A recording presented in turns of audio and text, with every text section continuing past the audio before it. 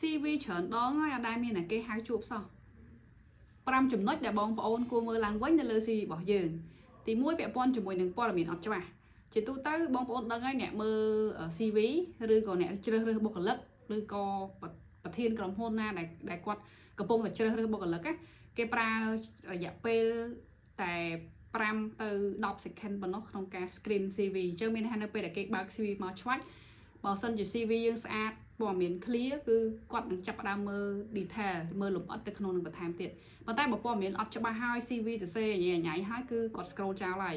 អញ្ចឹងបងប្អូនគួរតែមើលឡើងវិញតើការរៀបចំ CV របស់យើងច្បាស់ស្អាតហើយនៅទី2ការដាក់ CV អត់បានដាក់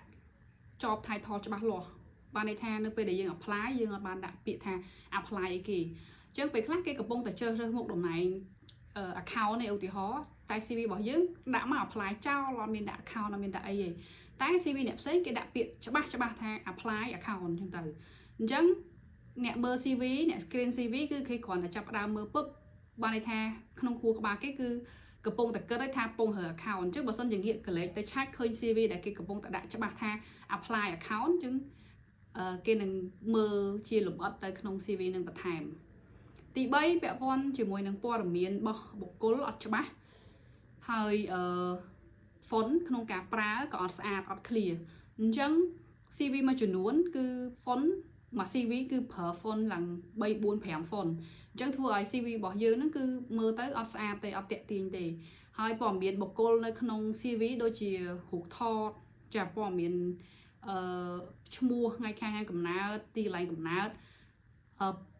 ទូរស័ព្ទអីផ្សេងហ្នឹងពេលខ្លះលេខទូរស័ព្ទដាក់មកបាត់មួយលេខចុងក្រោយអ្នកខ្លះដាក់មកបាត់មួយលេខពីមុខអញ្ចឹងនៅពេលដែលគេចង់តាក់ទងទៅវិញគឺពិបាកតាក់ទងចូលមែនតើអញ្ចឹងហើយបានពេលខ្លះហ្នឹងគឺយើងដាក់ CV មកជឿតែឆ្ងល់មិនគេអត់ទេហើយតែបិទបងប្អូនអាចកលេចទៅមើល CV ខ្លួនឯងឡើងវិញទី4យើងបាន highlight key achievement របស់យើងទេអញ្ចឹងឧទាហរណ៍ដូចផ្នែកលក់អញ្ចឹងផ្នែកលោកគួរតែមានតួលេខច្បាស់លាស់ថាគាត់បានគ្រប់ target របស់គាត់ជាប្រចាំឆ្នាំប្រហែលជាប្រចាំខែប្រហែលហ្នឹងទៅហើយគាត់ achieve បានប៉ុន្មាន%មកអញ្ចឹងអាហ្នឹងវាច្បាស់លាស់ចាទី5គឺបបពិសោធន៍ដែលហួស delay ហើយមានន័យថាធ្វើការជាង10ឆ្នាំហើយប៉ុន្តែដាក់មកតាំងពី volunteer តាំងពីនៅរៀននៅអីដាក់មកទាំងអស់អញ្ចឹងធ្វើឲ្យ CV នេះវែងអ្នកដែលគាត់មើល CV អ្នកដែលកំពុងតែជ្រើសរើសបុគ្គលិកហ្នឹងគឺគាត់គ្រាន់តែឃើញ CV វែងគាត់ខ្ជិលអានបណ្ដោយអញ្ចឹងបើសិនជាបងប្អូនមានបទពិសោធន៍ច្រើនអាចថាគ្រាន់តែ highlight ពីឆ្នាំណាធ្វើអីចឹងទៅមកដល់បច្ចុប្បន្នជាអាចថា3ក្រុមហ៊ុនចុងក្រោយហ្នឹងណាយើងធ្វើអីគេហើយយើងដាក់ key responsible យើងជា key កលឹះមួយបានហើយមិនចាំបាច់រាយរាប់មកទាំងអស់ថារងថ្ងៃយើងធ្វើអីទេអញ្ចឹងជា main role best របស់យើងហ្មងគឺមូលដ្ឋាននៃការងាររបស់យើងហ្មងអីគេ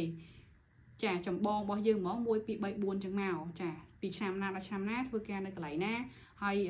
key responsible យើងអីខ្លះ 4-5 ចំណុចមកបានហើយកុំឲ្យ CV ហ្នឹងវែងពេកតែវែងពេកក៏គេខ្ជិលអានខ្ជិលមើលដែរអញ្ចឹងសរុបមកវិញមាន5ចំណុចខាងលើហ្នឹងបងប្អូនអាចសាក់លបងកែឡើងវិញហើយដាក់ពាក្យភាសាទៀតធ្វើម៉េចឲ្យ CV យើងស្អាតណាហើយដូចខ្ញុំចេញវីដេអូមុនអញ្ចឹងគឺអាចទៅមើល website resume trick បាននៅក្នុងហ្នឹងគេមានជា sample CV ច្រើនមែនតើហើយស្អាត up to date មិនដូច CV ជំនាន់ពីដើមគ្រាន់តែមើលមក